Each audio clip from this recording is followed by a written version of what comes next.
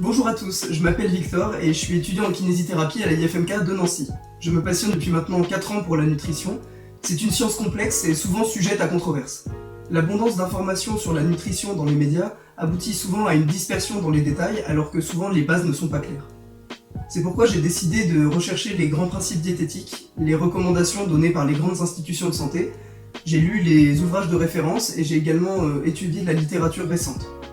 Dans cette vidéo, je vais essayer de vous présenter les fondamentaux en nutrition de manière simple et compréhensible. Après quelques rappels élémentaires, nous aborderons les principes essentiels pour la perte de poids. Dans le cadre de ce projet, je me suis posé une question simple. Quel est l'impact de l'obésité en kinésithérapie ? J'ai par conséquent étudié la littérature scientifique récente à ce sujet. Le résultat est sans appel. L'obésité et le surpoids sont tous deux des facteurs de risque et des facteurs aggravants des pathologies prises en charge en kiné. Les conséquences de la surcharge adipeuse sont désastreuses pour nos muscles, nos articulations et notre rachis. De nombreuses études ont démontré qu'un suivi en nutrition majorait l'efficacité des techniques de kinésithérapie. C'est pourquoi, en 2017, j'ai réalisé un dossier synthétisant mes recherches sur ce sujet. Il est disponible dans la description, je vous invite à le consulter si vous souhaitez en savoir plus à ce sujet. Mais alors, quel est le rôle du thérapeute dans ce suivi pluridisciplinaire ? Une chose est certaine, le kiné se doit d'être ambassadeur de l'activité physique. Au Canada, par exemple, il est aussi ambassadeur de la nutrition. Je pense qu'il est primordial pour un professionnel de santé de connaître les bases diététiques que je m'apprête à vous exposer. Cette vidéo s'adresse donc à toute personne souhaitant connaître les fondamentaux de la nutrition, patient, thérapeute ou simple curieux. Mais avant cela, quelques chiffres. Chaque année, 2,8 millions de personnes meurent des conséquences de l'obésité selon l'OMS. En France, on comptait 15% de personnes obèses en 2012, soit 2 fois plus que 15 ans auparavant. Ces chiffres en constante augmentation, la profusion de nourriture riche et un mode de vie plus que jamais sédentaire font du surpoids un enjeu de santé publique. Les risques encourus sont multiples, les pathologies les plus fréquemment retrouvées étant l'hypertension, le diabète de type 2, l'hypercholestérolémie, les problèmes de fertilité ou encore les douleurs articulaires. Mais rappelons que l'obésité et le surpoids sont des affections évitables. Mais alors, comment lutter ? En comprenant les bases de la nutrition. Celles-ci sont à la portée de tous et pourtant souvent méconnues. Bien souvent, les détails sont au devant de la scène, entraînant la confusion ou même la crainte des consommateurs. Je vous propose de décortiquer ensemble les fondamentaux afin d'y voir plus clair. Le principe fondateur autour duquel s'articule tout suivi en diététique est celui de la balance énergétique ou calorique. Dans cette balance figurent d'un côté les apports en énergie et de l'autre l'énergie dépensée. Les apports énergétiques sont composés de toutes les calories contenues dans nos aliments, mais aussi nos boissons. Les dépenses, quant à elles, sont la somme de 3 éléments. Le métabolisme basal, c'est l'énergie que dépense votre corps au repos pour assurer toutes les fonctions vitales. En effet, le fonctionnement des organes a un coût énergétique conséquent. Ce métabolisme basal varie en fonction de l'âge, du sexe, de votre poids et de certains facteurs génétiques. Ce métabolisme est fixe, ce n'est donc pas sur cet élément que nous allons agir. S'ajoutent ensuite à l'équation les dépenses liées à l'activité physique. Ici, on ne parle pas uniquement du sport, mais bien de tout ce qui n'est pas du repos. Votre shopping du week-end ou le ménage de printemps va donc compter.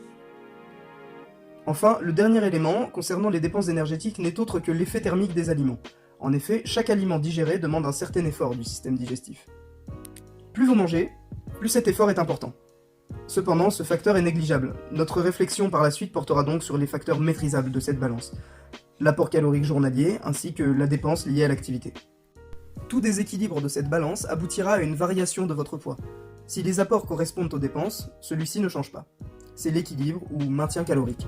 En revanche, si les apports deviennent inférieurs aux dépenses, le corps n'aura pas d'autre choix que de puiser de l'énergie où elle est stockée, dans la masse adipeuse. On parle alors de déficit calorique. Nous sommes tous égaux face à la perte de poids. 1 kg a une valeur d'environ 7700 kcal, et ce, quel que soit votre âge, votre poids ou votre code génétique. Cela signifie donc que pour perdre 1 kg, il faudra accumuler un déficit de 7700 kcal. C'est sur ce principe fondateur de la balance calorique que fonctionnent tous les régimes. Il n'existe aucun régime miracle. Ce ne sont que des moyens d'intégrer un déficit calorique à votre quotidien. Tout est basé sur ce déficit. Rien ne sert donc de se priver ou de diaboliser certains aliments. Organiser une perte de poids durable, c'est avant tout intégrer le déficit de manière pragmatique, en évitant ainsi les extrêmes et la frustration. Attention toutefois, toutes les pertes de poids ne sont pas égales.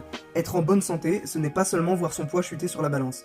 Il existe une importante dichotomie entre la bonne santé et le poids corporel. Prenons un exemple.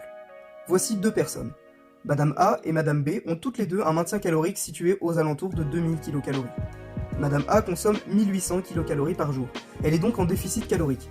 Avec le temps, elle est devenue très mince.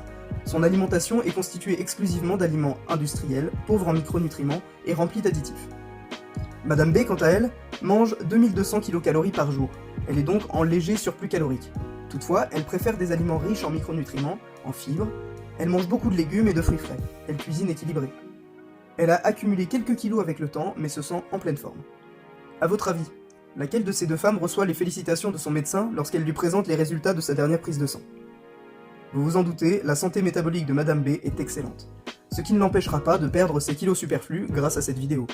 Madame A, en revanche, a tout intérêt à prêter attention à sa santé et au contenu de son assiette, pour se prémunir des maladies associées à une mauvaise nutrition, mais aussi pour garder la ligne.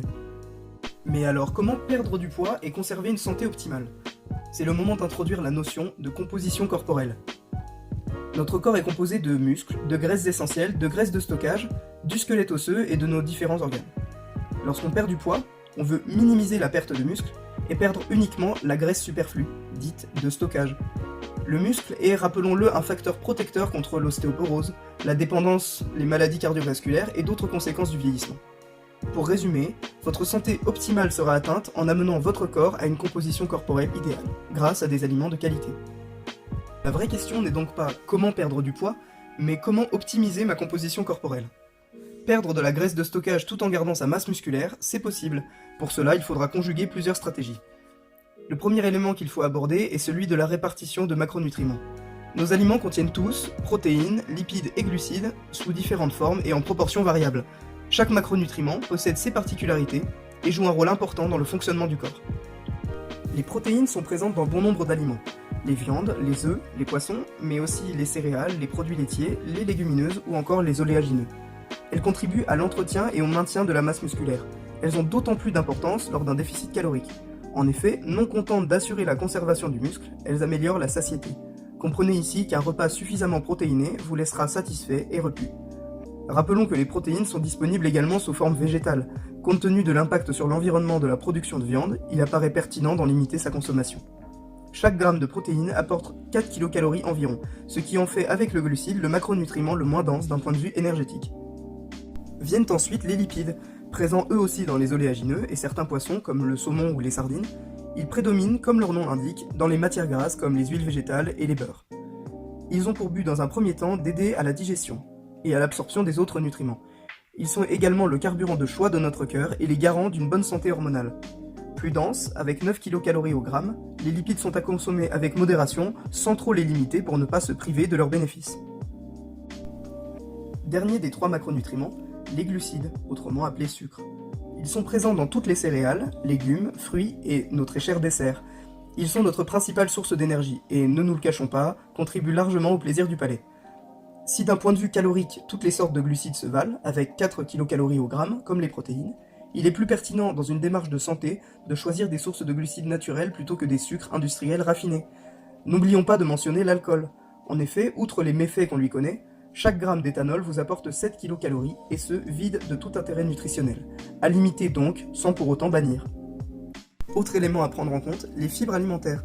Celles-ci n'apportent pas de calories, mais participent à votre bonne digestion ainsi qu'à une satiété optimale. Une consommation plus importante de fibres est également reliée à une meilleure espérance de vie.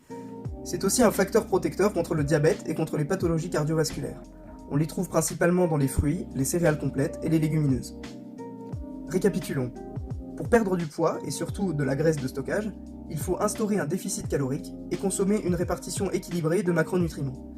Ainsi, les apports sont maîtrisés, mais il reste à maîtriser les dépenses. L'activité physique n'est pas nécessaire à la perte de poids. Elle sera un atout pour la rendre plus aisée, en vous permettant de manger plus pour les mêmes résultats. Elle permettra de conserver la masse musculaire, car un muscle utilisé est un muscle conservé. De plus, l'activité physique est un facteur protecteur face à de nombreuses pathologies et aide à lutter contre le vieillissement. En pratiquant une activité physique régulière, vous augmentez votre espérance de vie, en bonne santé. L'OMS recommande au moins 150 minutes d'activité modérée par semaine, soit 20 minutes par jour minimum. Toutefois, le sport n'est pas la seule forme d'activité physique. Tout autre loisir actif peut s'y substituer, comme le jardinage, le ménage ou encore le shopping. La meilleure activité est celle qui vous plaît, et donc celle que vous pourrez pratiquer régulièrement avec plaisir. Armés de ces notions de base en nutrition, nous pouvons maintenant en tirer des conseils pratiques. L'objectif principal est alors de retrouver l'harmonie alimentaire, perdre la graisse superflue et se réconcilier avec un mode de vie sain. Construisons ensemble votre nouvelle diète. Mais au fond, qu'est-ce qu'une bonne diète ? Une bonne diète doit permettre à l'alimentation de rester un acte libre et de plaisir, comme le suggère l'OMS. Elle doit aussi pouvoir être adoptée pour la vie, et non envisagée comme un régime, une solution à court terme. Manger mieux est une démarche au long terme. Une bonne diète ne doit par conséquent occasionner aucune frustration. Un des éléments clés qui assurera votre réussite est la flexibilité. Aucun aliment n'est foncièrement mauvais. Une journée légèrement plus calorique n'est pas dramatique non plus. On peut respecter les grands principes de la nutrition, respecter un équilibre calorique et une bonne répartition de macronutriments sans bannir d'aliments, sans se priver de quelque plaisir que ce soit. Une méthode efficace consiste à baser environ 80% de votre alimentation sur des aliments frais, naturels, riches en fibres et le moins industrialisés possible. Les 20% restants seront donc alloués à tout autre aliment qui vous plaira. La prochaine étape de cette réharmonisation alimentaire est le choix de vos aliments. Il est crucial puisqu'il dictera en grande partie le plaisir que vous aurez à manger et la facilité que vous aurez à respecter vos nouvelles habitudes. L'objectif est de tenir compte des goûts et des convictions de chacun. Alors ne vous forcez jamais à intégrer à vos repas des aliments que vous n'aimez pas ou que vous ne voulez pas manger pour des raisons éthiques ou encore religieuses. Nous avons à disposition assez d'options pour ne manquer de rien, même en supprimant certains aliments. Il faudra ensuite piocher dans la liste d'aliments que vous avez envie de manger pour composer des repas respectant un total calorique adapté, maintien ou déficit, et une répartition de macronutriments judicieuse. Les recommandations présentées ici sont très souples. Seuls les extrêmes pourraient être délétères pour votre corps qui s'adapte facilement à toutes sortes de répartitions. Toutefois, avec 50% de glucides, 25% de protéines et 25% de lipides, vous avez un excellent point de départ qui assure le bon maintien de toutes les fonctions essentielles. Vous pourrez modifier ces ratios à votre convenance en apprenant à connaître vos préférences. Le total calorique et la répartition de nutriments doivent rester toutes deux très souples. On visera alors plutôt un équilibre à la semaine ou même au mois. Rien ne sert de culpabiliser pour une journée un peu riche. Surcompenser le lendemain serait par exemple un moyen sûr de conjuguer culpabilité et frustration. Deux autres notions importantes sont celles de volume et de satiété. Dans une optique de perte de poids, il est important de choisir des aliments volumineux, à faible densité calorique donc. Ceci étant dit, aucun aliment ne sera à proscrire, pourvu que les quantités soient maîtrisées. Encore une fois, le total calorique est roi. Ainsi, de gros volumes de nourriture vous permettront de rester rassasié sans pour autant dépasser un total calorique fixé. Les fibres et les protéines, comme mentionné plus haut, ont en général un bon pouvoir satiétogène. Impossible de faire une présentation sur la nutrition et la santé sans mentionner les micronutriments. Composés des vitamines, des minéraux et des acides organiques, les micronutriments sont essentiels à la santé. Nous pourrons les trouver dans bon nombre d'aliments, et ce en quantité variable. Les aliments à privilégier dans ce cas sont les aliments frais, qui seront le moins modifiés, comme les fruits et les légumes. C'est là que se situe l'énorme différence entre 2000 kcal de junk food et 2000 kcal de nourriture de qualité, même si la répartition de macronutriments est respectée. On ne parle plus de quantité ici, mais bien de qualité. Enfin, dernier élément trop souvent négligé, l'hydratation. À votre disposition, pourvoyeuse de santé et de satiété, les boissons comme l'eau plate, pétillante, le café ou le thé sont autant de façons de s'hydrater. L'OMS recommande de consommer 3,7 litres d'eau par jour pour les hommes et 2,7 litres pour les femmes. Ces valeurs comprennent l'eau contenue dans les aliments. En pratique, essayer de boire 2 litres d'eau par jour sans compter les autres boissons est un bon point de départ. Attention aux breuvages caloriques comme les sodas et le sucre dans les cafés par exemple. Ces calories liquides ne feront rien pour votre satiété, mais alourdiront la balance du mauvais côté. Cette présentation touche à sa fin, je vous remercie de m'avoir accordé votre attention. J'espère que cette vidéo vous aura permis d'apprendre ou de revoir certains grands concepts de la nutrition.